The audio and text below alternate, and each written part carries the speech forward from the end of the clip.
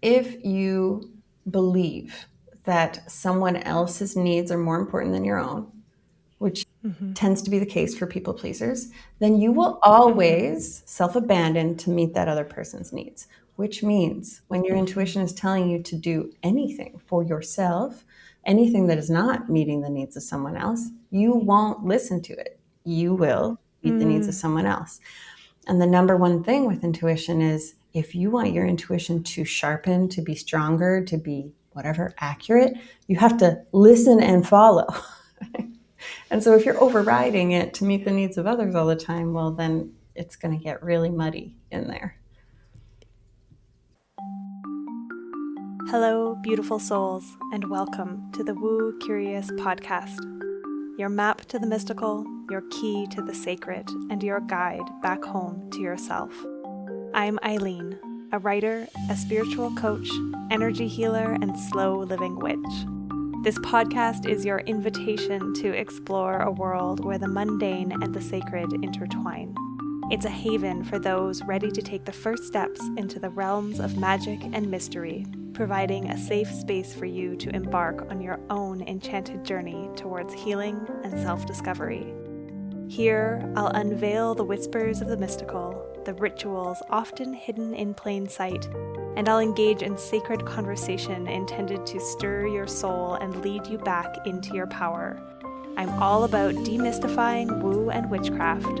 So, whether you're a seasoned seeker or simply woo curious, I'm so delighted you've decided to join me on this journey. Let's make magic.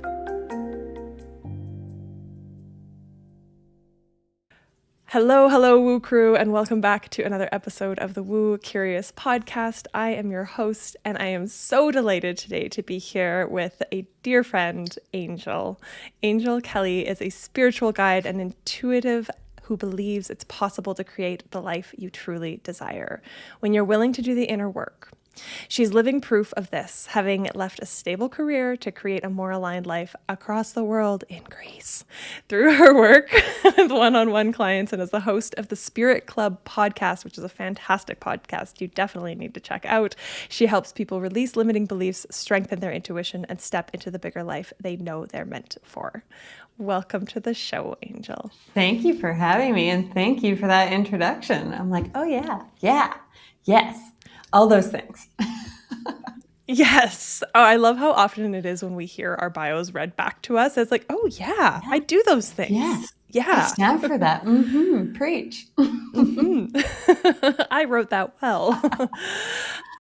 We're so excited to be chatting because Angell used to live in Calgary where I am, and she up and moved to Greece kind of on a whim, a beautiful manifesting dream life whim with her partner.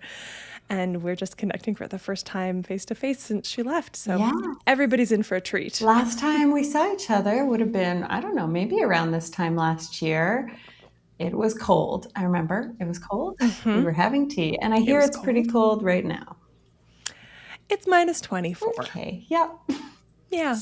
Last week was lovely. Last week was plus 14. Classic Calgary. I love it. Yeah, we're all, no, I'd rather be in Greece. As you know, we're not going to get totally sidetracked here. As you know, we could, we're going to stay kind of on track. But we're going to start with my question that I pose to all of my guests on the podcast, and that is about your own spiritual journey, your spirituality, and how it has woven through your life, whether it's something that you've leaned into more in recent years or something that's always been with you, and how it has shaped the work that you do. Yes. Amazing. Love talking about this. Okay. Grew up religious in a religious household, Anglican, which is like somewhere in between Protestant and Catholic. So attending church, all the things, but it was like I had no connection to it. You know, I'd sit in the pew, I'd read the scripture, and I'd be like, it felt like I was like, it was a chore that I had to do, like cleaning my room or something. And so I finished school, went to university, and then I began to rebel. I was studying philosophy at the time, and I was like using philosophy to disprove religion and God and typing my dad these emails like, see, he doesn't exist. Sorry, Dad, if you're listening. So that was my rebellion phase where I sort of pushed back against religion, and I threw it all out. I threw out religion, I threw out God, I threw out the practices. And so, that left me with not much in my 20s. I had like a vague connection to the universe, the secret, if you remember law of attraction like 30 years ago. And then came my Saturn return, and I'm sure your listeners know all about Saturn return, but that's when, somewhere around 29, 30, where Saturn returns to the place in your birth chart, and you usually are kind of rocked if you're not on path, and I was rocked. And so I started to focus on myself. I started to turn inward and do inner work. And so what did that look like for me? That was starting a meditation practice, a lot of journaling, working with coaches, books, and a lot of subconscious reprogramming. So really working on limiting beliefs and blocks. And so I did that inner work for years. And as I was doing it, I started to see, as I worked on my inner world, my external world started to shift, almost without me having to really do anything. And I was like, oh, this is magic.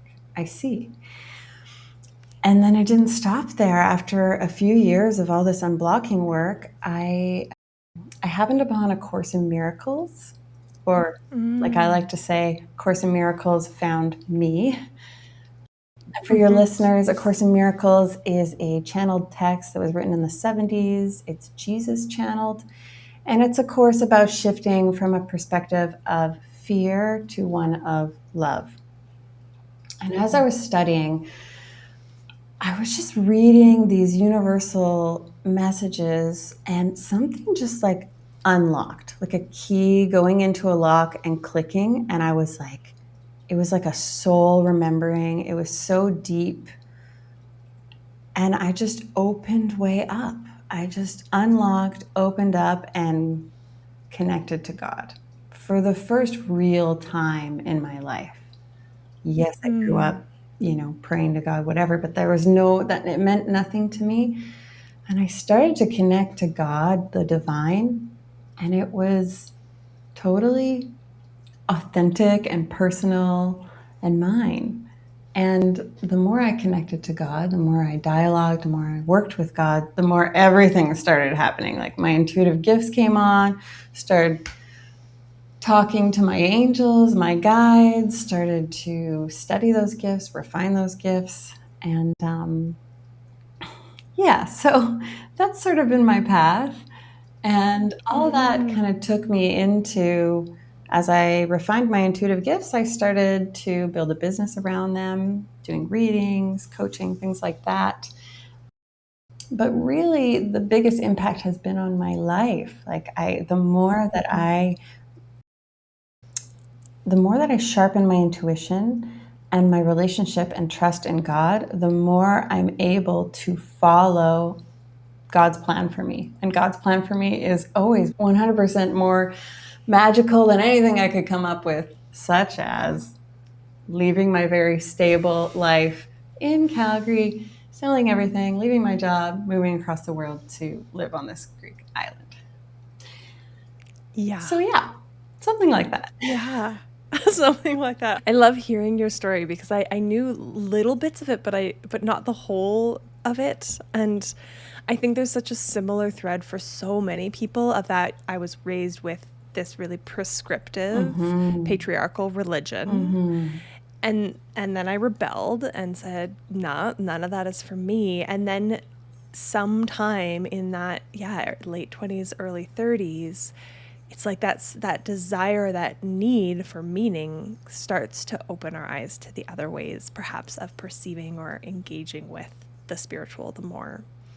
Totally. And and I would say, I would just add that, like, I'm starting to feel like there's this religion wound, right? Because of all the things that religion has done that are not good. And like me, most people have thrown the baby out with the bathwater. And then that leads us sort of lost of like, well, but I'm feeling a need to connect to something greater. And that's sort of where I feel like all this new age spirituality kind of came in, because it sort of filled that. Yeah. And in a lot of ways, new age spirituality can become the same thing that religion was. Like, it can be harmful as well. It can be manipulative as well. Oh, for sure. But yeah, I feel like that call to find something greater than ourselves, it's always like that thread is always there throughout history. It just starts to get like just different hats that we find it under. Yeah, it's so true. It's something that I've always been fascinated by. My first degree is in religious studies. Really? And I did not know. Yeah. Amazing. Yeah. It was born out of a fascination with cultural anthropology. And then I was like, oh, like every culture, every human culture throughout history has had religion. Like, we have created stories and meaning in various ways, but there's these common threads with religion. And at the end of the day, it's about finding meaning and creating a set of values and ethics to move in the world. And so it always fascinated me. I was raised without any religion, which is unique, I think. Yeah, especially to then go study religious studies. Yeah, and still be, I was at the time a proclaimed atheist. Like, I was not religious, but I was studying religion. Girl, I always made the distinction you would love it over between here. theology. I'm thinking about your degree, and I'm thinking, you know, like a lot of the temples and the places of worship. Like, when I stand in front of one of these temples, you know, 2,500 years old, I don't even know how to compute that. You know, I stand there and I think, this is where people came to pray. They were praying 2,500 years ago. They were praying to a different word. But essentially, we just keep sort of doing the same thing throughout time, which leads me back to, you know, yes, I know that we're rejecting religion because of the bad things it's done, but you don't need to throw everything out. Like, you can have any piece of that that has meaning to you and helps you to connect, such as prayer. I'm finding prayer to be a huge part of my life and practice. And, you know, originally I was uncomfortable with it because it felt like owned by church, owned by religion. But that is not true. That is not a fact. That is not true. Nope. And so, no, but that makes sense that it's that uncomfortable. In the first week of my Unleash Your Inner Witch course, we talk about prayer because that's part of my practice too. But I was deeply uncomfortable with the word and all the associations it had when I first started integrating it. And so that's something we talk about really explicitly in that space, because many of us, from especially in the Western world, prayer means church, right? It's God and the Christian church and the umbrella that is. But of course it's not just that. Every human culture has had religion, and every religion has had prayer. Yes. Yes. And so many of these things, God, I mean, that's a huge one. God, I had to work real hard at getting over my resistance to the word God. It was introduced in A Course in Miracles, and I had to unblock a lot because I had so much trauma around the word, as I'm sure many do, which is why, you know, we've kind of found other words to work with. Yeah. But yeah, I think, you know, like the key message I keep want to come back to is like, just because you think it's owned or you think that it means this doesn't mean it does. Like, you can create that connection, that meaning, that ritual, whatever helps, whatever supports you and your spiritual journey. You can have it all. Yeah. It's like that reminder that we get to create our reality and our definition or meaning behind these words, right? They're just letters that we've thrown together and collectively assigned meaning. But we can choose which parts of the meaning are true for us. Yeah. I know a lot of people. I've never actually read A Course in Miracles. It's it's hefty. Hefty. Yeah. But I came across it in my secondhand bookstore the other day, and I was like, ooh, do I buy this? It was like it was in a box, and it was like old. Yeah. But I know a lot of people who've read it and had that same kind of profound, like it's like almost like a reorganization of the known. Perfect word, And reorganization. Mm-hmm. yeah, and I'm curious, as that started to happen for you, and you said your intuitive gifts started coming online. I'd love a little more, like, to go a little more into like what that felt like, or what that in practical day to day, how that impacted you, because I think that can be really world shaking. Yes. Yeah, and I think it almost comes before A Course in Miracles, because I was really blocked. And what I mean by blocked is, like, I had a lot of beliefs that I was very stubbornly holding on to, that I like, beliefs about the way things are, beliefs about myself, that I really truly believed were facts. And so after years of pulling those off, that is when I could connect to these teachings. That is when I could open up to my gifts, Right. because I think if I hadn't done all that unblocking, I would never believe it was possible. Not possible. And I would not Right. be able to connect to these messages. So I feel like it came before that. And that's why the course came to me when it did. And yeah, what did it really feel like? So, I'm talking about this unlocking, and I'm sure you've had it, and I'm sure your listeners have had it along their spiritual journey, where there are certain key, they might be modalities, they might be teachers, they might be spiritual leaders, they might be words that, like, you hear or you read or you see, and there's just like to me, it brings tears to my eyes. There's like a locking in that is beyond the conscious mind. My conscious mind can't totally make sense of what's going on. Have you had one of those? Do you know what I'm talking about? Yes. Yeah, I do. Just make sure. So I feel like that unlocking just allowed for more to be possible. That's what it does. It allowed for more to be possible. And so as more was possible, I was working, just to give some context, I was a geologist and I worked in the field at the time. And in the field, you're pretty remote, and you're out there for weeks on end. And at this time, I happened to be doing like something like 7 weeks in a row, like a really long hitch. And I was doing them on nights. And so, like, working in the field on its own is like remote and isolating, but doing it on nights is even more so, because people kind of like back home, they don't know when you're awake. So you just stop talking to people. And so in a sense, like, this time was really like almost like a spiritual retreat, because I'm out in the middle of nowhere. I'm studying A Course in Miracles. I'm alone. I'm with myself, and I'm in nature, because you are. Yeah. And yeah, I started to like see things, lights. It was coming through a lot as light. And then I would start to like talk to my angels out loud. I had the sense that they were angels. I would start to talk to them out loud, and then I would start to sort of like, there would be some dialoguing with the world. There's one example I can remember. I was like, Archangel Michael, please give me a sign that you're here with me on this walk. And I'm like walking on some remote lease road. Nobody does this, but I needed to get in nature, And I'm walking along, and a truck comes and pulls up, and I'm like, oh, great. Another rig guy wants to tell me, don't walk.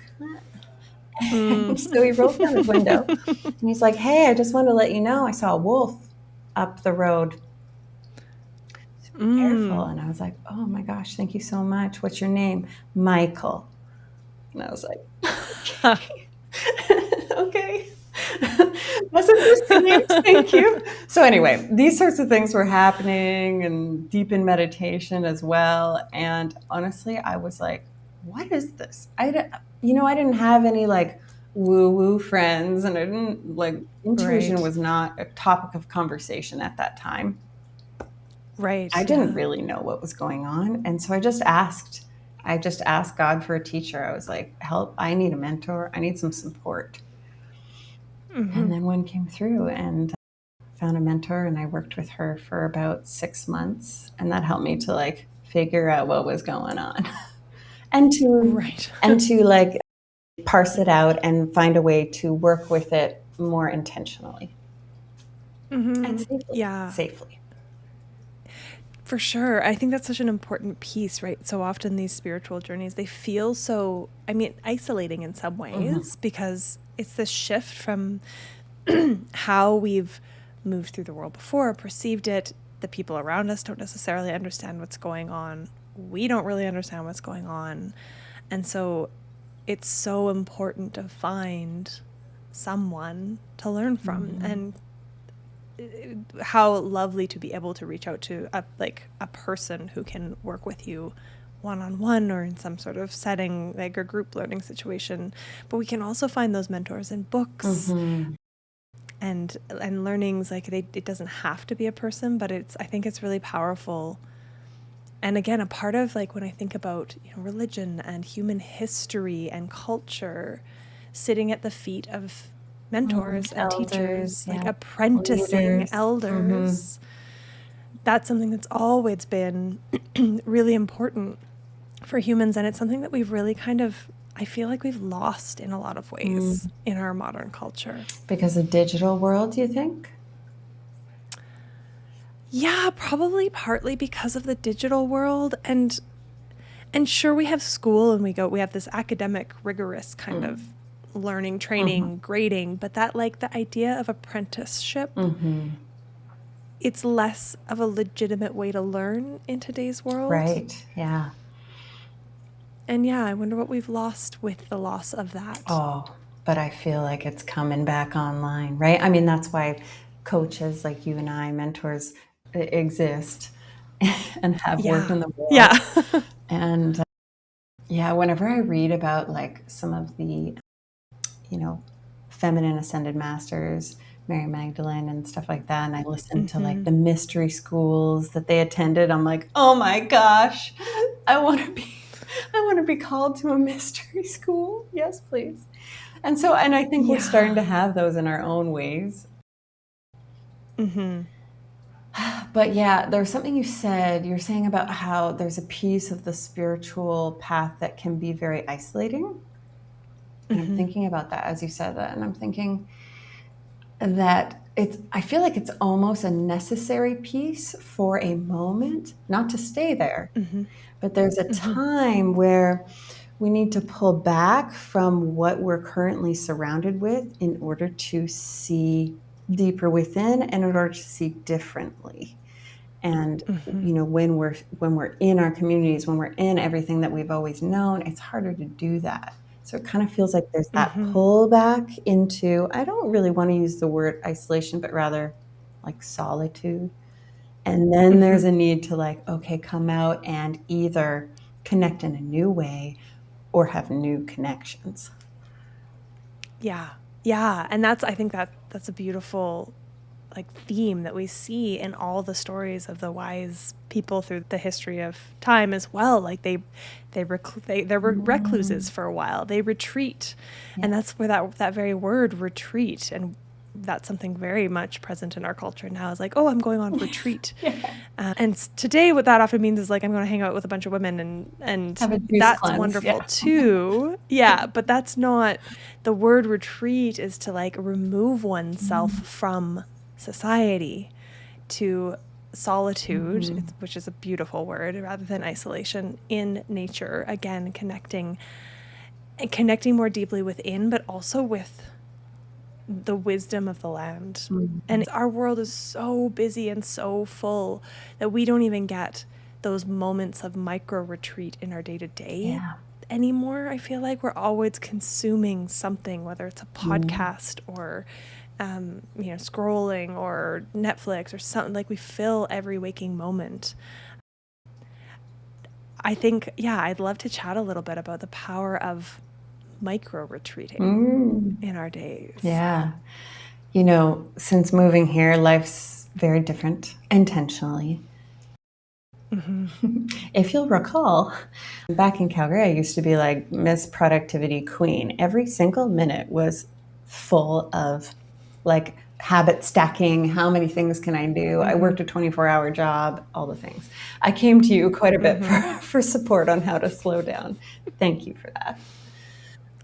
My pleasure. And out here, I mean, I had to do a lot of reprogramming work before even saying yes to a life like this. I really do believe that I had to create it within myself before I could ever find this life. But coming out here, you take you with you. And so the old ways of being I had to let die away. And what a gift Greece is, what a gift Greek culture is, because things are slow moving, okay? In Greece, things are slow moving. And on an island, they are even more slow. Shane and I, we thought we knew what slow was, and then we got here and we were like, we did not know what slow was.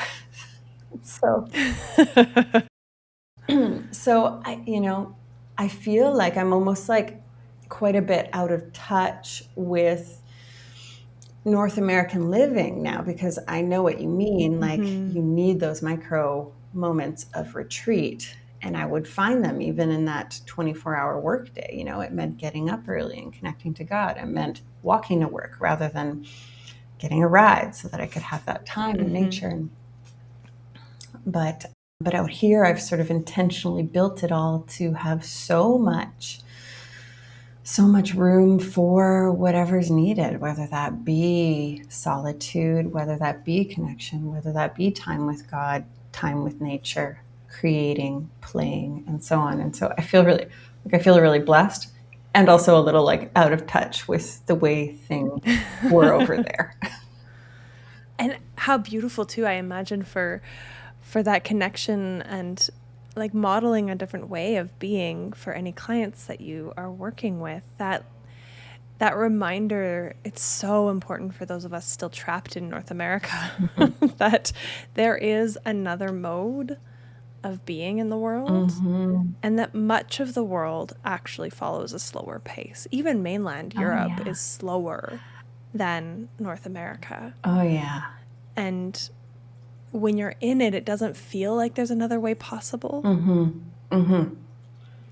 So it's beautiful to have mentors or guides or people who are living another way, to almost co-regulate and down-regulate our nervous systems. Yeah, and I mean, you live another way. You came from similar background of crazy working, and you have like taken full ownership of living this way while still being in like a city that thrives on productivity. Yeah. Yeah. And it's still a struggle on the daily for me to not get pulled back into it and fall into those habits because I'm so surrounded by it. Yeah, it has me thinking about like how much can we fight the culture that we're in, Yeah. Like at some point or another, depending on your dedication to slow living, someone's dedication to slow living, sometimes that will require a move, sometimes. A change of relationships, a change of jobs, whatever that happens to be. But I really do believe that as you do the work to unravel that within you, it will shift. It will. Yeah. Yeah, I do too. It's striking me like that, the saying of like, you are an amalgamation of the 5 people you surround yourself with. Totally. And it's really hard to overcome if you're spending a lot of time with somebody and they have a different way of viewing the world. It's really hard to stay in the like alignment within. Totally. When, for instance, somebody's, maybe always negative or in scarcity or whatever, it's hard not to be pulled into that. And so I think it's that same kind of sense, the culture that you're in, it takes a little bit of extra, I think, spiritual tending and practice to remain aware of it and move within it, but not be pulled into it. Yeah. Yeah. And, and it may require surrounding yourself with different people and different boundaries and all those kind of harder parts of spirituality and dedication. Oh, I love that you just like linked boundaries and spirituality, because I don't think that's something most people think about when they think spirituality. Boundaries isn't exactly like they're often two very different things. Interesting. At least in my brain, except that they obviously are connected. Yeah, I mean, I think like when I think about it, I'm like, to me, there's so much like the lines between spirituality and like personal development, self growth are very like, to me, they're like kind of one and the same. And really, that was my process. It was through self development that my awakening happened. But yeah, I mean, like spirituality, it's a hard thing to define, but there's a connection. There's a piece that's connection to God, to source, to divine, and there's a piece that's connection to self. And they are ultimately, in the end, one and the same. But when you are really connecting to yourself, boundaries just become a natural part of that. Like you can't be connecting to yourself, meeting your needs, loving yourself, and not having boundaries and not having Yeah. awareness of boundaries. Yeah. I think it's probably true for most of us who've had that kind of spiritual journey or awakening, is that, yeah, it's self development and then recognizing that oneness with everything and discerning who deserves your time and energy is an important piece of that, because otherwise you can't do the work and you can't hear your intuition and connect with it or trust that it's guiding you in the right direction. Yeah. Who and like a lot of the time, I find boundaries when I'm working with clients, a lot of the boundaries are boundaries on self. I don't know about your audience, but over at Spirit Club, we got a lot of people pleasers in the house, myself included. There's like Oh, yeah. layers and layers and layers of people pleasing that need to come off. And, when you are a diehard people pleaser, a lot of the boundaries that need to be in place are ones with yourself. Yes, hugely. That's very topical. At the time of our recording right now, I was giving my witch wound masterclass yesterday. Yeah. And one of the ways the witch wound shows up is in people pleasing. And it's so common. I would go out on a limb to say that everybody listening has probably struggled with Especially that. if you're a woman. I think, right? Yeah. I was going to say, if you're a woman in this world, you've been told that that's what you need to do to be good, to be loved, to be worthy. Yeah. Yeah. Yeah. Yeah. And people pleasing in my work, it's all linked. I'm thinking like it's linked to the witch wound, and then I'm finding that it's really coming up in blocking intuition. Right. Because this Say was more. like kind of a surprise to me, but when I saw it, I was like, oh, I see. Blocking intuition / self-trust. I'm going to kind of use those interchangeably because they are. Because if you believe that someone else's needs are more important than your own, which tends to be the case for people pleasers, then you will always self abandon to meet that other person's needs. Which means when your intuition is telling you to do anything for yourself, anything that is not meeting the needs of someone else, you won't listen to it. You will meet the needs of someone else. And the number one thing with intuition is if you want your intuition to sharpen, to be stronger, to be whatever accurate, you have to listen and follow. And so if you're overriding it to meet the needs of others all the time, well, then it's going to get really muddy in there. Yeah, we just got that was our sound clip for the beginning of the episode. That was mic drop. And it makes so much sense for me. Listening to that was like one of those moments of, why have I never framed it that way for myself before? And it's so true. We override that voice and tell it it's wrong, because our logical brain, that part of us trying to keep us safe, is like, oh, no, you couldn't possibly. That's not true. What's true is that their needs matter more. Yes. Oh my gosh. I'm just getting this memory of like when I was a child. Ugh. It makes me feel ick to think about. But I don't know if this happened to you much, but I can remember like, I don't know, being like a younger teenager, and like men who I could feel intuitively that I didn't feel good about.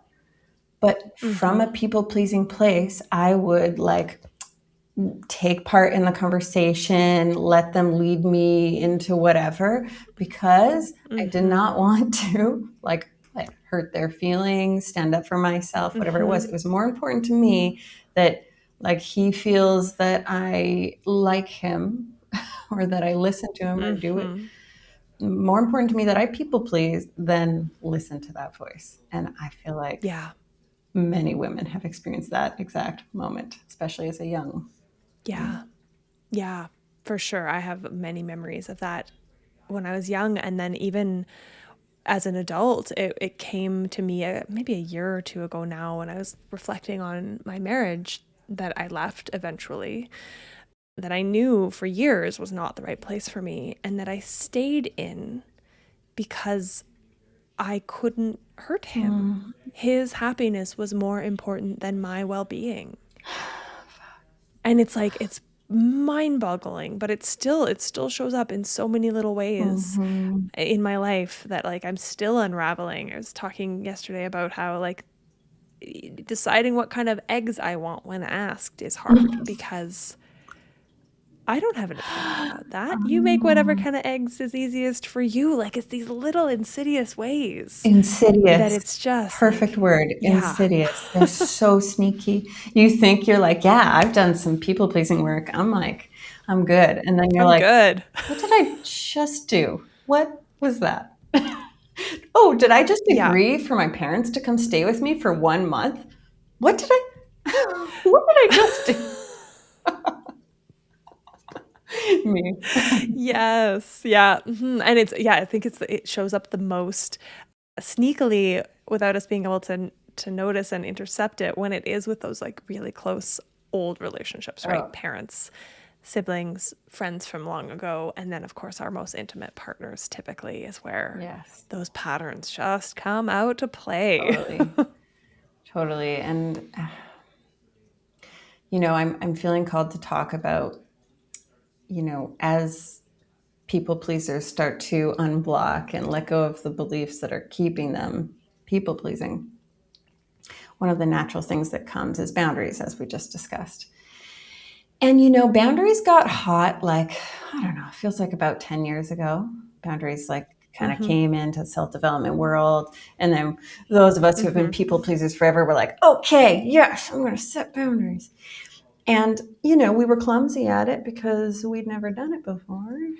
And and they come out very unloving. And as the time has gone on, I've started to think about this, and I've started to think about how sometimes we mean boundaries, but we put up like cold, hard walls. Yeah. Yeah.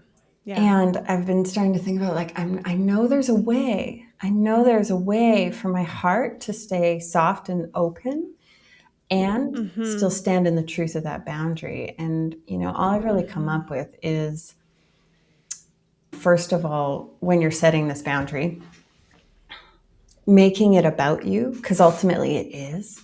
It is. It's about Yeah. you and what you need. As much as you might be like, they do this to me, and but ultimately what you're doing is you're saying like, I need this and I need them to know. And so making it about you. And then also like almost being like owning the humility of like being clumsy about it, of being like, okay, I really need to stop picking up the phone every day when you call. And I just need that time for me. And I don't really know how to say this, like almost offering and I love you and doing it with love. But yeah, I feel like boundaries started out really hard and it created a lot of like pain and separation. And I'm certain that we can do it in a more loving way. Yeah. Yeah. Thank you for presencing that. That feels like some really like a really tangible place for anybody listening who's thinking about this stuff to start.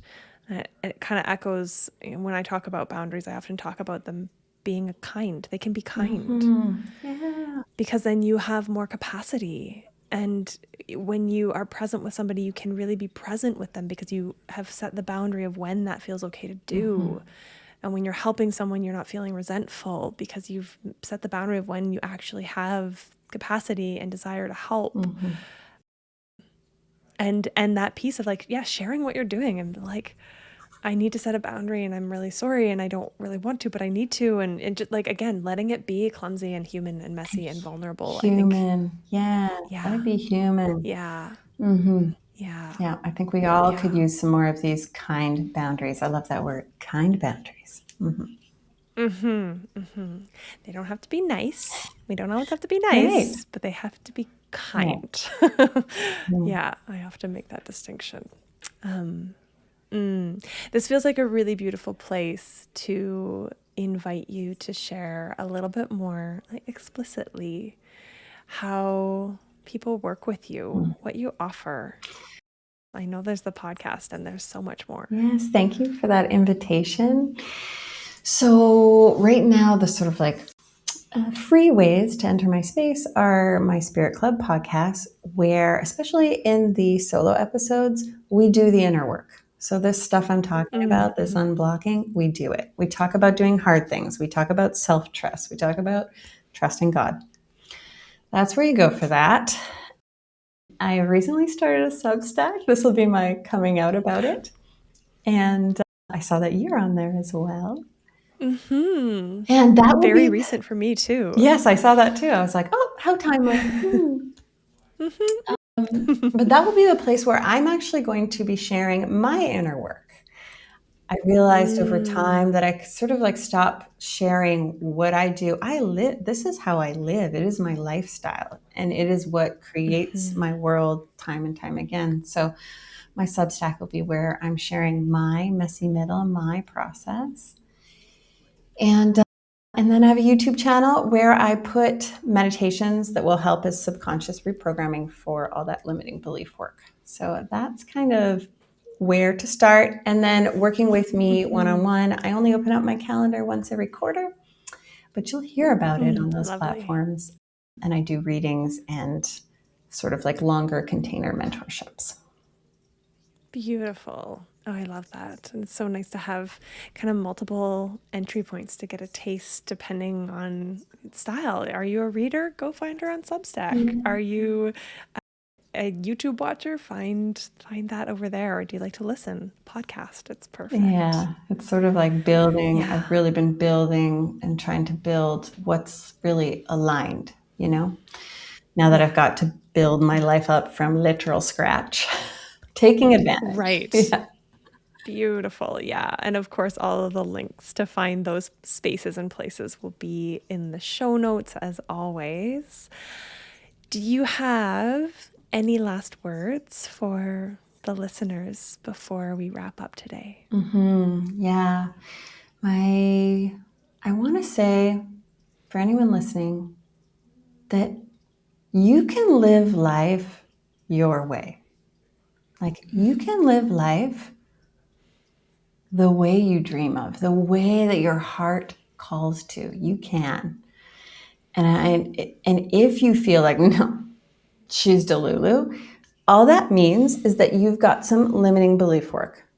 And I don't mean to simplify it and make it sound like, oh, that's nothing. But I want you to know, like, that's all that's in the way. And therefore, you can get past that and you can live life your way. Oof. Live life, like there's this one blueprint that we were all given. And I know the listeners of your podcast are not vibing with that blueprint because they wouldn't be listening to your podcast if they were. And we're seeing the breakouts, the breakouts of people living life their way. And it's beautiful. And we're going to see more and more of it. And so know that if you're listening, that's you. And you can have that life. Yeah. Oh, I love that. I got chills. That's such a powerful reminder to wrap with. Like, yeah, you truly do get to create your own reality. And I want to just like note, it's not spiritual bypassing. It's not negating all the hard and the real live situation, but the possibilities exist beyond what you can even conceptualize. And just being open to that is where the shifts start to happen. Oh my gosh. Yes. To what you just said, the possibilities are beyond whatever you can think of. Please, if you heard anything in this episode, you heard that. Let me tell you, thinking I had intuitive gifts, moving to Greece, all these things. Never in a million years would I have thought of those things. Never. Those weren't like on my manifestation list. Those were gifts from God, from me surrendering my path over, from me developing my intuition and so on. And so all that magic is available. Yes, indeed. Yes. Yay. Okay. This has been delightful. Thank you so much for being here with me today. It's been such a delight to connect and chat and see your beautiful face in real time. Thank you for sharing your wisdom. For everybody listening, reach out, go connect with Angell. She's on Instagram as well. Oh, yeah. All the places. What's your handle again? Just Angell so that Kelly. I don't mess it up. Yeah. 2L. Okay, that's what I thought. Perfect. It'll be also in the podcast show notes. And as always, if you have any comments you want to share with us, come say hi over on YouTube or in the Spotify comments. Like, subscribe, share this episode with a friend, and I will be back here with you same time next week. Yay. Bye for now. My pleasure. Pleasure to meet you all. Much love.